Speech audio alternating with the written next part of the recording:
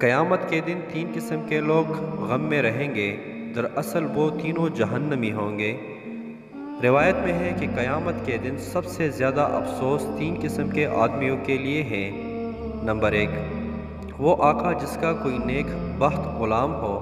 اور اس کو اس کے اعمال کی وجہ سے قیامت کے دن جنت میں داخل کیا جائے گا، اور اس کے بد اعمال آقا کو جہنم میں پھینک دیا جائے گا۔ اس وقت اس آقا کو اپنی دولت پر سخت حسرت اور افسوس ہوگا۔ نمبر 2، وہ شخص جس نے بڑی محنت سے جھوٹ بول بول کر اور زکوٰۃ و خیرات کو روک کر مال و دولت جمع کیا اور مر گیا، پھر اس کے ورثاؤں نے اس مال و دولت کو خدا کی اطاعت میں صرف کیا، جس کی وجہ سے وہ وارث قیامت کے دن نجات پا کر جنت میں جائیں گے، اور مال جمع کرنے والا دوزخ میں پھینک دیا جائے گا۔